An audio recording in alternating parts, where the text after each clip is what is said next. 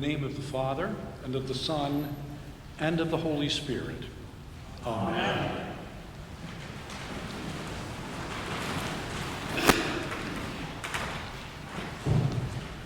Greet no one on the road. Odd sort of command to lay upon proclaimers. The Lord's other marching orders seem to make sense. Travel light. Stay with those who initially house you.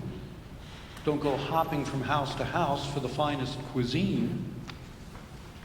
Cure the sick. Announce the approaching kingdom. Shake off dust from inhospitable villages. That is, don't spend undue time with those who won't listen. But to the 70 going out in pairs, he added, greet no one on the road. Evangelists, you'd think, would want to greet everybody in sight.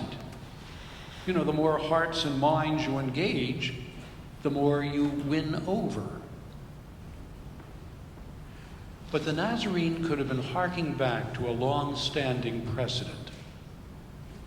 Centuries earlier, the prophet Elisha had sent forth his servant Gehazi, a woman whose child had lapsed into a coma, had appealed to the prophet for help.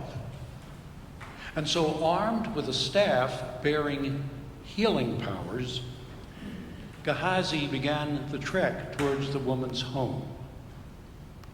Greet no one on the way, Gehazi had told him. Don't diffuse the power you're bearing. Save the staff's healing properties for the intended family.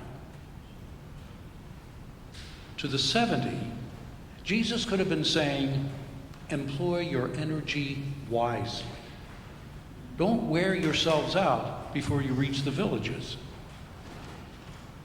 Even God's people come with limited energy. What vigor we have, we must use strategically. One place where you and I may want to hold back is on serving as window dressing. To receive federal funding, a city housing commission needs to maintain a diverse membership. Well, the concept may hold merit, but if you feel that you're being invited on the commission only because you're African American or Asian American, it may make you wonder how thoroughly they know you. Do they recognize your background in accounting or in the building industry? To be wanted for specific skills is one thing, but to feel wanted merely for what you look like is something else. As a local pastor, I'd sometimes be asked to show up at civic functions, the opening of a public swimming pool, or neighborhood flower show. We already have a rabbi and Roman priest, Reverend, they say. We need you to sort of round things out as Protestant, however interpreted. Today, the assortment may include an imam, Buddhist priest, and a guru. But often I wondered if on occasions such as those, one clergy person might have served as well as several. How many can it take to bless a swimming pool or pray over an arrangement of begonias? If we're going to be called together en masse, perhaps it should be for more substantial, cutting-edge purposes. The reduction of gun violence or humane treatment of asylum seekers. Congregations carry limited energy. They need to make choices regarding mission and focus. No one local church can address every human issue, If it tried, it would soon run out of steam.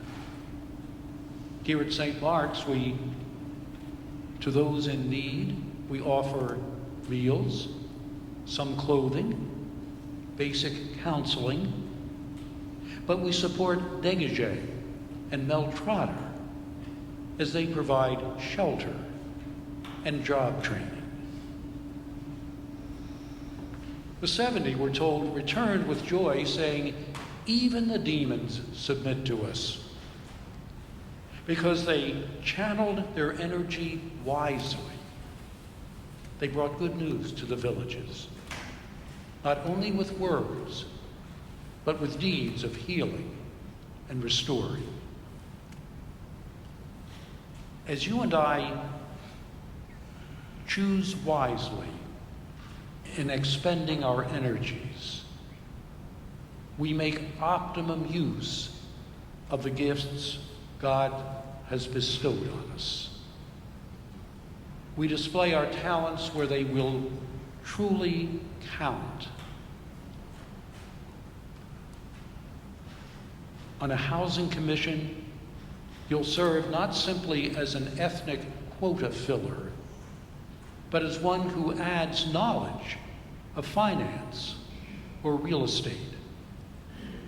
Congregations will function as spirit-led people researching the neighborhood, meeting some needs themselves, while affirming faith partners who focus on other needs. In the ultimate life for which we're all bound, we'll enjoy unlimited energy. But until that day, we may need to exercise prudence. Greet no one on the road, Jesus commanded the 70. Not a license for social aloofness, but a game plan for ministry. Amen.